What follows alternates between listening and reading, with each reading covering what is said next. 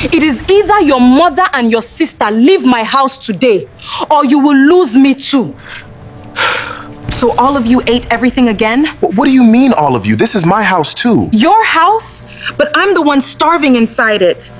Why do you always make everything a problem? Can't you just manage small? Manage? I am pregnant, and tonight I drank only water for dinner. Okay, I'll order food now. No, I don't need food right now. I need you to stand up for me. You're overreacting. No, I have been quiet for too long. This is not overreacting. This is pain.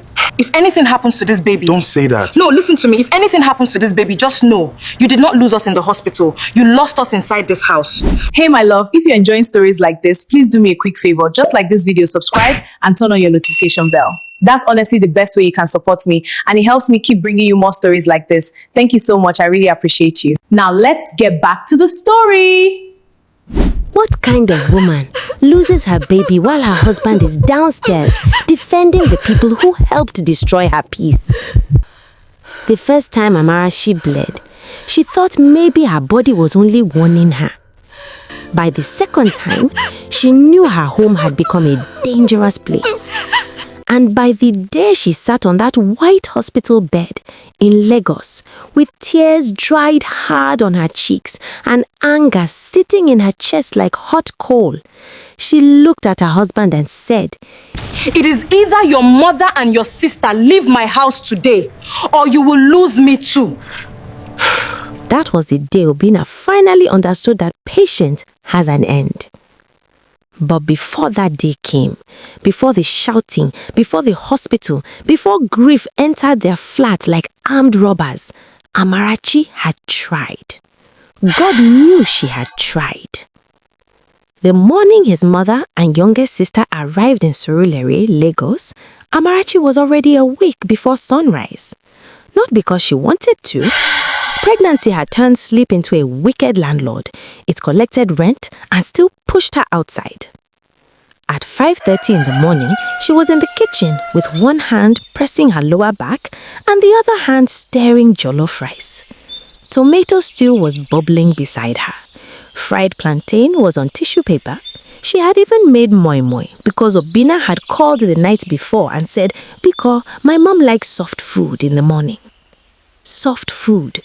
Amarachi looked at the steaming pot and almost laughed.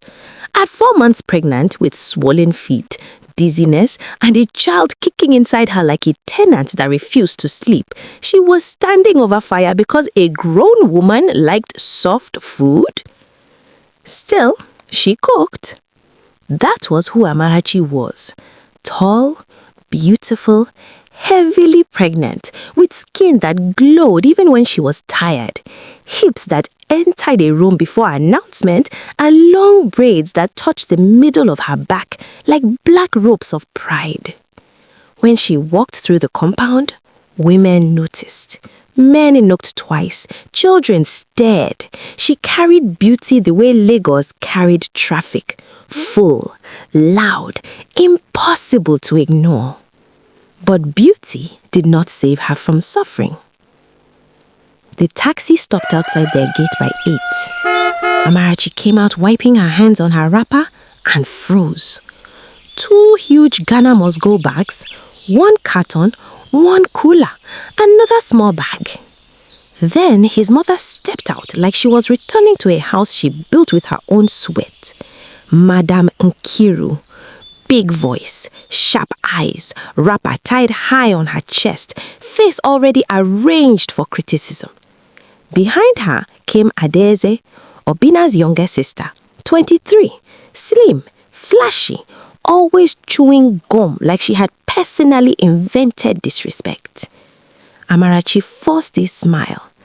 "Welcome, Mama. Welcome, Ada." Madam Kiru looked her up and down, then looked at her stomach. "So this is how pregnancy has scattered you," she said. Marriage has made you lazy small." Adeze laughed so hard she bent forward. Amarachi smiled the smile of a woman who had started counting to 10 inside her head. "Come in first," she said. Madam Kiru entered the house, paused in the sitting room, and clicked her tongue. "This TV is too small for this wall." Amarachi blinked. She had not even sat down. Not even, how was your night? Not even, sorry, you are pregnant. Straight to interior decoration criticism. That was how the invasion began. The first week, Amarachi kept lying to herself. It is only adjustment. It is only because they just came. It will get better. Lagos taught people to lie to themselves in traffic. Marriage taught them to do it with a straight face. Every morning, she woke up early to cook.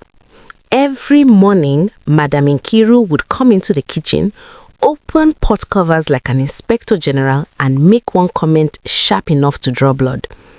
Too much salt. Too little pepper. In my son's house, you don't know how to cut ugulitli. In this your family, didn't they teach you soup should shine before people respect it? Then she would still eat 2 full portions. Adeze was worse in a different way. She was the kind of person that could offend you and still ask you for your charger with a smile. On the 3rd day, Amarachi opened her wardrobe and noticed her fitted yellow gown was missing. She searched everywhere. Under the bed, behind the bathroom door, laundry basket, nothing.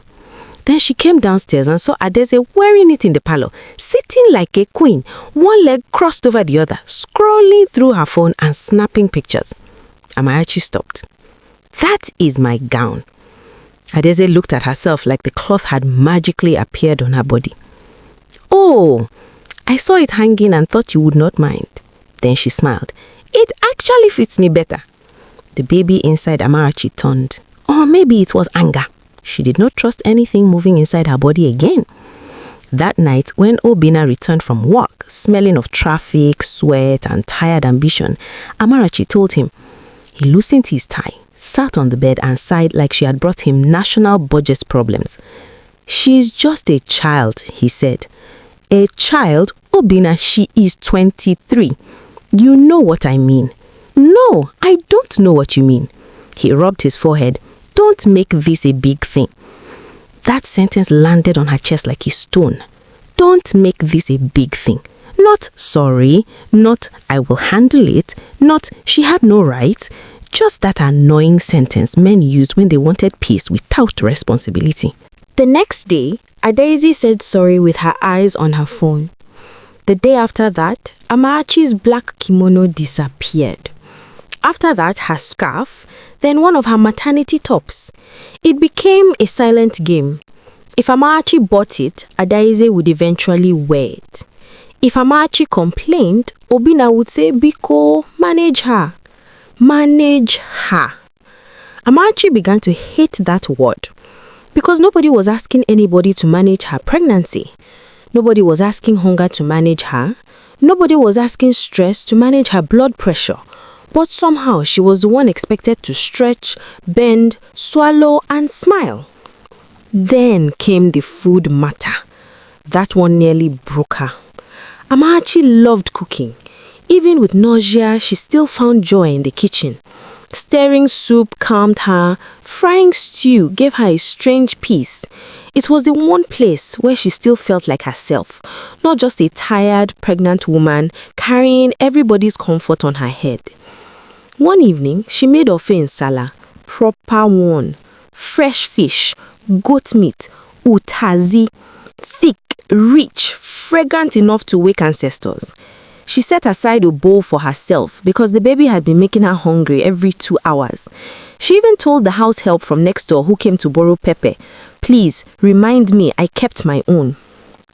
After cooking, she went upstairs to rest. By the time she came down at 9, the pot was empty. Not small remaining, not one scoop left. Empty, like village meeting promise. She stood there staring. Madam Nkiru entered, saw her with the pot and said, that soup was sweet today, oh, we were hungry. We were hungry. Amarachi opened the fridge. Nothing ready. No rice, no soup, no stew. Just raw ingredients and cold air. She drank water, cold water, at night, pregnant, hungry. Then she went upstairs and cried into her pillow without sound because even her tears were tired. When Obina came back, she told him everything. He sat down, listened, nodded. Then he said the sentence that started building a wall in her heart. But she is my mother. Amarachi stared at him. He continued carefully, like somebody stepping on landmines. What do you want me to do? Throw her out? I want you to speak to her. I will. You said that before. He frowned. Why are you sounding like this? She laughed, a dry, dangerous laugh. How am I sounding, Obina? Like a woman who is cooking for 5 people and going to bed hungry in her own house? He stood up. If it was your mother, would you be saying all this? There it was, that foolish comparison people like to use when they had no real answer. Amarachi looked at him for a long time. My mother would not come into my house and eat my food without leaving me any.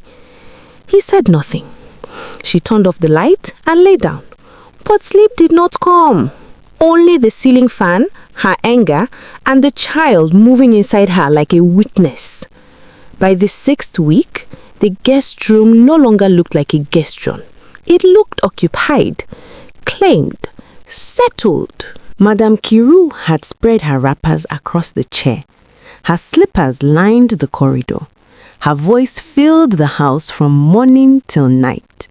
She started telling neighbors, I came to stay with my son and my daughter-in-law until delivery. Until delivery? Amarachi nearly dropped the tray she was carrying. Nobody had discussed until delivery. Nobody had asked her. It was announced like weather news. Then Adiaze began inviting friends. That was when Amarachi knew madness had entered fully. One Saturday afternoon, she came downstairs hoping to drink cold malt and rest her legs, only to find 2 strange girls in the parlor, loud music playing, one of them wearing her house slippers, the other eating puff-puff from her good ceramic bowl. Adiaze waved from the sofa like a host. Ah, sister-in-law, meet my girls. Your girls? In my house? Amarachi stood there, one hand under her back. You should have told me people were coming. Adiaze rolled her eyes. It is not that serious. That sentence too. Lagos should arrest it because every foolish person used it is not that serious immediately after doing something serious. That night, Amarachi told Obina again. This time, she did not soften her voice. This time, her words came out flat, measured, dangerous. I am tired. Obina was removing his shoes. I said I would talk to them. You have been talking since they arrived. What do you want from me? He snapped. She stood up slowly from the bed. I want you to act like I matter. He looked away first. That should have told her everything. But love makes intelligent women behave like they did not hear what silence just screamed. 2 days later, she found wet clothes in a washing machine. Not her clothes. Adiaze's. They had been there since morning, soaking like they had paid rent. Amarachi had her own pile of dirty clothes and only enough strength for one wash. Her back was hurting, her ankles had disappeared into her legs, she had started feeling strange tightness under her stomach that made her pause sometimes and breathe. She removed Adeze's clothes and placed them in a clean basin. Then she washed her own things. Simple, normal, reasonable. But when Adeze came downstairs and saw her wet clothes in the basin, she screamed like Amarachi had set the house on fire. Who touched my clothes? Madame Kiru rushed in. What happened? She removed my clothes from the machine. Amarachi was sitting at the table, drinking tea and trying not to faint from hunger. I needed to wash my things. Madame Kiru folded her arms. So this house is for you alone? That question was the match. Amarachi looked up slowly. Her face had changed. Something in it had gone cold. For weeks, she had swallowed insult with food, and on the night there was no food, she swallowed insult alone. But that morning, something rose in her. Yes, she said quietly, it is. Silence, thick, hot. That afternoon, her friend Ifunanya came to visit. The moment she saw Amarachi, she held her shoulders and frowned. What is happening to you? Amarachi tried to say nothing, but the word broke before it came out complete. They sat in the bedroom with the door locked, while downstairs the television was shouting and somebody was laughing too loudly. And Amarachi poured everything out. The missing clothes, the empty pots, the dirty plates, the washing machine drama. The way Obinna always looked tired whenever she complained, as if her pain was disturbing his peace. The way she had started dreading footsteps downstairs. The way hunger had become normal. The way her baby sometimes moved when she was crying, and she would place her hand on her stomach and whisper, "I am sorry." Ifunanya listened without interrupting. Then she asked one question. "How many weeks now?" 26. "And you are still skipping meals?" Amarachi nodded. Ifunanya leant forward. "Then this is no longer ordinary family wahala. This is danger." Those words stayed in the room. Danger. That night, Amarachi tried again. But this time, she changed strategy. No long explanation, no emotional begging, no trying to sound polite enough to be heard. She looked at Obinna and said, "Your child is going hungry with me." That one hit him. I saw it, a movement in his eyes, a small crack. But instead of stepping fully into truth, he reached for the easy road again. "I will get you food now." She almost screamed, "That is not what I am saying." He froze. She pointed at her chest. "I need protection in this house, Obinna. Not noodles, not promises, protection." He stared at her for a long time, then finally nodded. "Tomorrow," he said. "Tomorrow I will handle it." Tomorrow.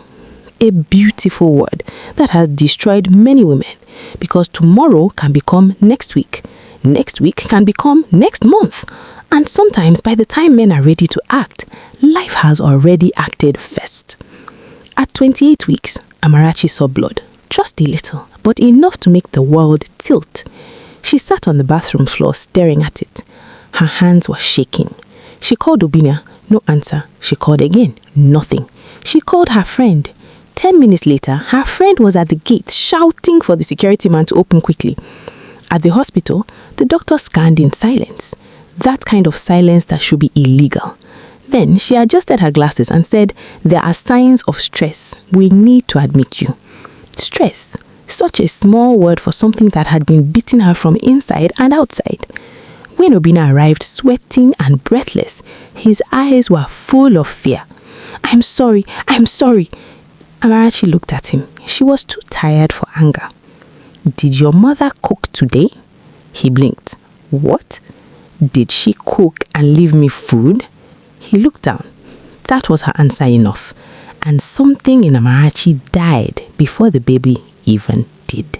The doctor said, "You need complete rest, no stress, and proper feeding." Amarachi almost laughed on that hospital bed. Proper feeding? In her own house, where she drank water to replace meals? Where her soup disappeared like government promises? She turned her face to the wall. For the first time since all this started, she stopped explaining, stopped defending, stopped hoping. Something inside her was quietly shutting down. Obinna sat beside her, holding her hand like a man who had just realized he was late to his own life. "I will fix this," he whispered. But Amarachi did not answer, because he had heard that sentence before. And in her body, something was already paying the price. 4 days later, she was discharged. The bleeding had stopped. The baby was still there, but fragile. Too fragile. The doctor looked her straight in the eye before she left. If anything like this happens again, we may not be able to save the pregnancy. Not might, not maybe, may not be able. Amarachi nodded slowly. She heard every word, because this time it was no longer about marriage. It was about survival. When she entered the house, nothing had changed. Not the smell, not the noise, not the attitude. Madame Kiru was on the sofa watching TV like the house was her inheritance. Adaize was laughing into her phone. Nobody stood up. Nobody said sorry. Nobody even asked how she was. Just one dry sentence from Madame Kiru. "You are back?" Amarachi did not answer. She walked past them like they were strangers renting space in her memory. Upstairs, Door closed. Silence. That night, Obina came in quietly, like a man entering a shrine. They will behave better now, he said. Amarachi looked at him. Better is not enough. He swallowed. I spoke to them. She nodded. Okay. Just that. Okay. No argument, no shouting, no tears. That okay scared him more than anything she had ever said. For 1 week, the house became something else. Madame Kiro washed her plates. Adaize stayed out of the wardrobe. Food was left in the pot. Peace entered small, like a visitor, testing if it was welcome. Obina relaxed. He thought finally, problem solved. Men like quick victories. They don't always notice when the war is still hiding. On the 8th day, Amarachi came downstairs and froze. Adaize was standing in front of the mirror, wearing her orange maternity dress. The one she bought after crying one night because nothing in her wardrobe fit her changing body.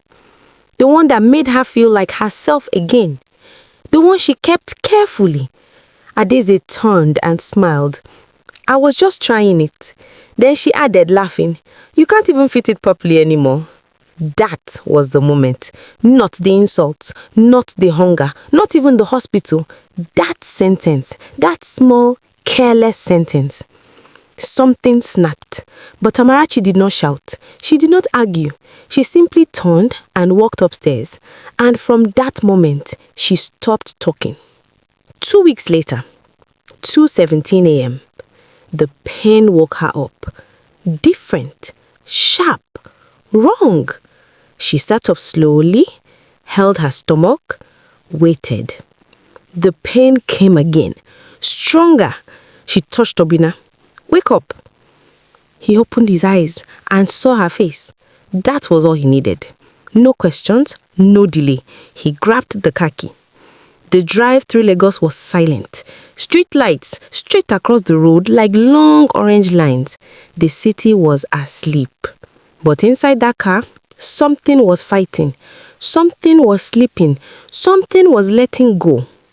At the hospital, everything moved fast. Doctors, nurses, machines, voices, instructions. But Amarachi heard only one thing. A sound. A small sound. Then, nothing. When she woke up, the room was quiet. Too quiet. Her body felt empty. Not just physically. Something deeper. Like a room inside her had been cleared out permanently. Obina was sitting beside her. His eyes were red. His face looked older. She looked at the ceiling and counted tiles. 1, 2, 3. Anything to avoid the truth sitting on her chest. 3 days passed. She did not cry. She did not speak. Grief sat inside her like a heavy stone, too deep for tears. On the 4th day, she finally sat up. Her mother was there, praying quietly. Amarachi turned to her. Mama, go home. Her mother froze. Just for now, Amarachi added softly, I need to talk to my husband. The room became still. Her mother nodded slowly and left. Obina sat across from her, looking like a man waiting for judgment. Amarachi watched him, long, carefully. Then she spoke. I want your mother and your sister out of my house. His lips parted. She raised her hand. I am not finished. He closed his mouth. Her voice was calm, too calm. I have been patient. I have been quiet. I have been accommodating. I have cooked, cleaned, endured, adjusted, and swallowed everything. She leaned forward slightly. I accommodated until I lost my child. The words dropped one by one, heavy, final. This is not a complaint, Obina. Silence. This is a decision. He blinked slowly. I choose myself. Her eyes did not move from his. And now You will choose. The air in the room tightened. Me or them? The words landed like thunder. Obina's chest rose and fell. His hand trembled slightly. Obina, she continued, if you choose them, I will file for divorce from this bed. No emotion, no shaking, just truth. I will call a lawyer today. Silence swallowed the room. The kind of silence that changes destinies. Obina looked at his hands, then at her, then back at his hands. Then he stood up, walked to the window, took out his phone, dialed. Mama, I need you and Adaize to start packing. The voice on the other end rose sharply. Even from across the room, Amarachi could hear it. Anger, shock, refusal. But Obina did not raise his voice. He did something more powerful. He became firm. Mama, pack. Another pause. Longer. I will explain later. He ended the call, turned, came back, sat down, put his hands on hers. Neither of them spoke, but something had shifted, something final. When Amarachi returned home, the house was quiet, real quiet, not the kind that hides insults, the kind that breathes. The guest room was empty, the wardrobe was full, the kitchen was clean. She stood there, listening, feeling, processing. Then she sat down slowly. Obina stood in the doorway. Are you hungry? He asked. She paused, then nodded. A little. He went to the kitchen, cooked noodles, brought it upstairs on a tray, sat beside her while she ate, and when she finished, he carried the plate back and washed it himself. Downstairs, water ran in the sink. Upstairs, Amarachi closed her eyes, and for the first time in months, something inside her loosened. Not healed, not fixed, but loosened. The house was quiet, but Amarachi was not at peace. Silence does not heal pain. It only gives it space to speak. And her pain had a loud voice. Some mornings, she woke up and forgot, for one soft second. Then reality would sit on her chest again, heavy, cold, permanent. She would place her hand on her flat stomach and just stare. No tears, no words, just emptiness. Obina tried. God knew he tried. He woke up earlier, cooked sometimes, burnt rice twice, watched YouTube videos on how to make stew like a man preparing for WAEC. He started coming home early. He stopped saying manage. He stopped defending nonsense. He started listening. But Amarachi had entered a place where effort was not enough, because grief does not respect effort. Ifunaya came often. Sometimes they talked, sometimes they didn't. Sometimes Amarachi would just sit and stare at the wall while Ifunaya scrolled through her phone quietly just to fill the room with life. One evening, Ifunaya said softly, "You need help beyond us." Amarachi turned. What kind of help? Someone who understands this kind of pain. Therapy. At first, Amarachi almost rejected it. In Lagos, people don't like admitting they need help for what cannot be seen. If your leg is broken, people will gather. If your heart is broken, they will say, be strong. But Amarachi was tired of being strong.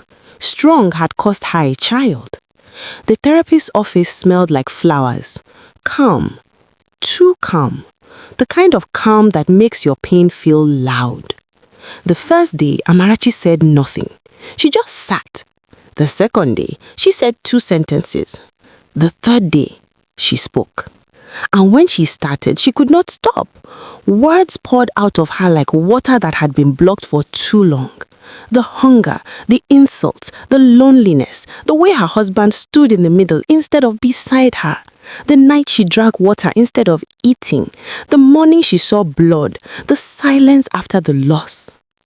By the time she finished, her chest felt lighter. Not empty, but lighter. Like someone had opened a window inside her. 3 months later, Amarachi entered her kitchen again. Not because she had to, but because she wanted to. She stood there, staring at the pot like it was an old friend she had avoided. Then slowly, she picked up the spoon, turned on the stove, started cooking jollof rice. The smell filled the house, warm, alive, familiar. For the first time, she didn't feel like she was cooking for survivor. She was cooking because she was returning. Obinna came home and stopped at the door. She was dancing, small dance, just her shoulders moving, her hips swaying gently, music playing from her phone.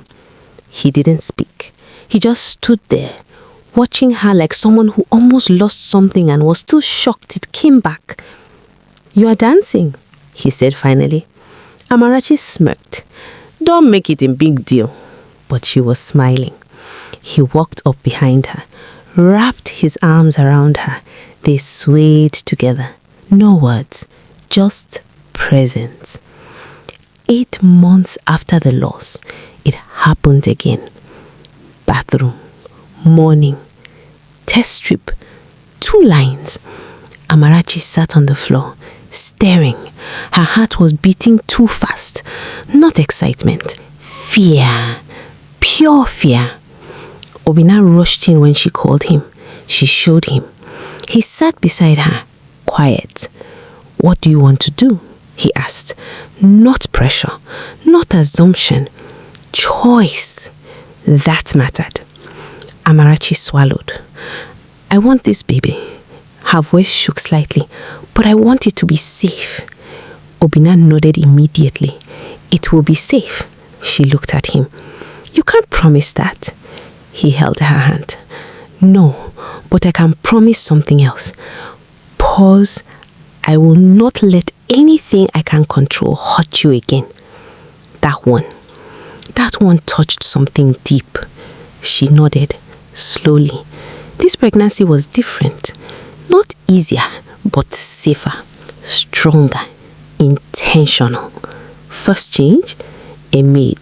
No argument, no discussion, just action. Her name was Blessing, 25, calm, efficient, respectful. She entered the house, and within 2 weeks, the house felt lighter. Meals came on time. The kitchen stayed clean. Amarachi rested. Actually rested. Not fake rest where your mind is still working. Real rest. The kind that allows your body to breathe. Obinna changed too. Completely. He attended every hospital appointment, every single one. Sat beside her, asked questions, wrote things down. The doctor even smiled one day and said, "You are a very involved husband." Obinna scratched his head shyly, but Amarachi noticed something deeper. He had always been capable. He just hadn't chosen it before. But forgiveness, that one, came slowly, like a stubborn door. Some days she opened it small. Some days she closed it again. But she kept trying. Because healing is not a straight road. It is Lagos traffic. Forward, stop, reverse more, forward again. 7 months into the pregnancy, a call came. Obinna looked at his phone, then at Amarachi. "It's my mother." The air shifted. Old memories tried to enter the room again. Amarachi stretched out her hand. "Give me." She took the phone. "Hello, Mama." The voice on the other end was different, softer, quieter. "How are you?" "I am fine." Pause. "I heard about what happened." Another pause. Long. Then, "I am sorry." No excuse, no explanation, no blame. Just sorry. Amarachi closed her eyes. It was not enough. Nothing would ever be enough. But it was something. "Thank you," she said, and ended the call. At 8 months, the house felt like a home again. Blessing handled mornings. Obinna came home early. Ifuaya visited often. Amarachi laughed again. Small but real. She even bought a tiny baby dress. Yellow. Soft. She kept it in a drawer. secretly, like hope she was afraid to expose. The day labor started, 4:30 a.m. Amarachi was calm, too calm. Contractions were steady, clear, focused. She woke up it's time. He jumped up like someone pressed a button. Bag ready, car ready, dressing already at the door. I packed it last week, she said simply. Amarachi smiled faintly. The drive through Lagos was quiet. The same roads, the same street lights, but this time, hope was in the car too. Labor lasted 12 hours. Long, painful, real. At one point, Amarachi gripped Obina's hand so tight he almost cried. "Breathe," she said. She glared at him. "If you say breathe again, I will divorce you." The nurse turned away to hide her smile. Then a sound, loud, sharp, alive, a baby's cry, not silence, not emptiness, life, raw, powerful, unapologetic. The baby was placed on her chest, small, warm, fighting, alive. Amarachi looked at her, really looked. For the first time in months, she allowed herself to feel everything: joy, pain, relief, grief, love, all at once. "Hey," she whispered, "I've been waiting for you." Obina broke. Tears, full tears, the kind men try to hide, but this time he didn't. They named her Chidiman. God is good. And she whispered softly, "You survived. Not just the loss, not just the pain, not just the betrayal. She survived choosing herself, and because she did, she finally found the life she deserved." Hello family, I know you really love this story. This is a real life story that is happening in many homes today. There is a huge moral lesson. Don't wait till you lose your first child like Amarachi. Don't let anything destroy your peace. I know my viewers will have a lot to say concerning this and teach young ones coming up in marriage. I'll see you in the comment section down below. Don't forget to like, subscribe and share to those people who needs this. I will see you in my next story. Bye!